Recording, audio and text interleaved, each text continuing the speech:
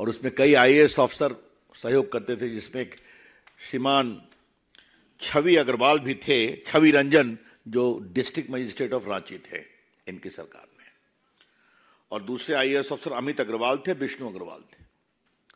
और आपने सुना होगा एक पूजा सिंघल, जिनके घर से 19 करोड़ मिला था, वो सीनियर माइनिंग सेक्रेटरी, वो भी जेल गई थी। तो इन सबों को इनका प्रोटेक्शन रहता था। और ये कमाल के मुख्यमंत्री हमने देखा कि इन्होंने अपनी पत्नी के नाम से 11 एकड़ जमीन दी है उनके कंपनी के लिए। तो ये सब एंटीडेटेड जो रजिस्टर्ड डॉक्यूमेंट हुए, कई कलकत्ता में हुए, तो इसकी जांच चल रही है। तो आप आदिवासी समाज से आते हैं तो आपका काम यही है क्या कि अपने नीचे जमीन स्कैम को प्रोत्साहित करना, रांची के अंदर, और सेना की जमीन जिसे कोई छूता नहीं है? ये बड़े सवाल है। दूसरा, मैं फिर कहूंगा, अभी तो इसी में इनका रिमांड हुआ है, लेकिन जो माइनिंग स्कैम है, आज जब मैं आपसे बात कर रहा हूं तो ये बताना जरूरी है कि साहबगंज इलाके में ईडी ने जॉइंट इंस्पेक्शन किया था।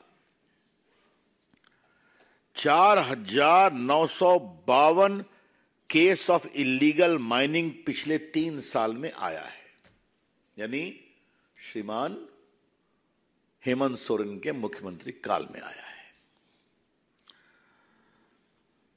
और आप जान लीजिए 23.26 crore cubic feet of illegal mining हुआ है। 23.26 करोड़, कितने राशि का?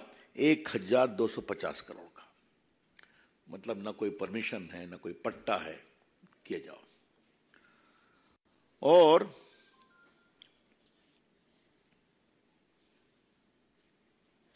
आपको मालूम है कि इन्होंने रांची में 88 डेसिमल जमीन अपने नाम अलॉट कर दी थी माइनिंग के, अंगराहा ब्लॉक में रांची में। ये श्रीमान हेमंत सोरेन ने खुद अलॉट किया था। और कमाल करते हैं, एक माइनिंग लीज उन्होंने अपने नाम ही ग्रांट कर दी। आप मुख्यमंत्री हैं, आप माइनिंग मंत्री हैं, और आपने एक माइनिंग लीज अपने नाम ग्रांट कर दी। इस पूरे मामले का किंग पिन कौन था? जो भी जेल में है, पंकज मिश्रा। और पंकज मिश्रा कौन थे? इनके कॉन्स्टिट्यूएंसी रिप्रेजेंटेटिव थे। तो इससे तो कुछ बताने की जरूरत है क्या? तो ये हुआ माइनिंग स्कैम। और रांची हाईकोर्ट ने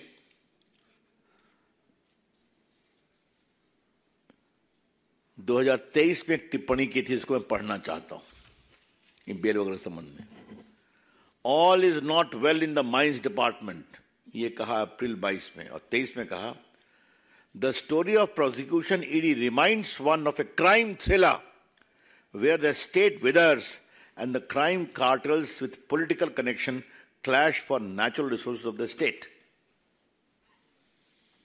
तो आप आदिवासियों की बात करते हैं और आदिवासियों की जमीन को लूट रहे हैं, अपने गुर्गों के द्वारा लुटवा रहे हैं। क्या मतलब है ये बड़े सवाल है। इसलिए, और बीजेपी की ओर से अपने कुछ नहीं कहा जा रहा है, ये सब मामले हैं जो चल रहे हैं। आपको मालूम है कि वहां लेफ्ट विंग एक्सट्रीमिज्म भी है, वो बैंड है। ऐसी भी बहुत सी चीजें आई हैं कि बैंड ऑर्गेनाइजेशन के लोगों को इसमें मदद करने के लिए आगे लाया गया ताकि कट मनी आ सके। ये मैंने 3 उदाहरण अभी आपको दिए। और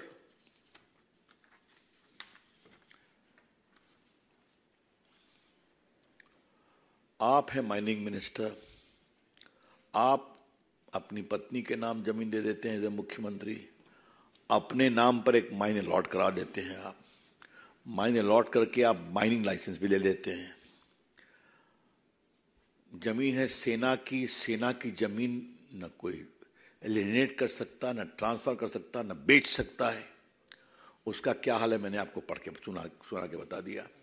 फर्जी डॉक्यूमेंट बनते हैं, हर जगह एक न एक किंग पिन है। कहीं कोई आईएएस ऑफिसर है, कहीं कोई माइनिंग सेक्रेटरी है, कहीं कोई आपका रिप्रेजेंटेटिव है, और स्कैम पर स्कैम हुए चले जा रहे हैं। मनी लॉन्ड्रिंग, पैसे आ रहे हैं, तो जांच नहीं होनी चाहिए क्या? निश्चित होनी चाहिए। और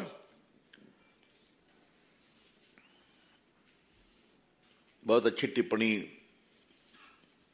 की संजय मयूख ने, भ्रष्टाचार में आपाद मस्तक डूबे हुए हेमंत सोरेन, और नाम ले रहे हैं आदिवासी हितों का। और मित्रों, एक बात कहना चाहते हैं कि ये जो पूरा एक पैटर्न बना हुआ है,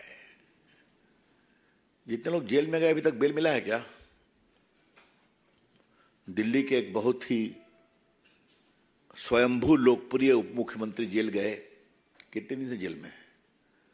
एक बहुत ही प्रभावी विचारक सांसद, समाजवादी विचारों के सांसद भी जेल गए, उनको बेल मिला क्या?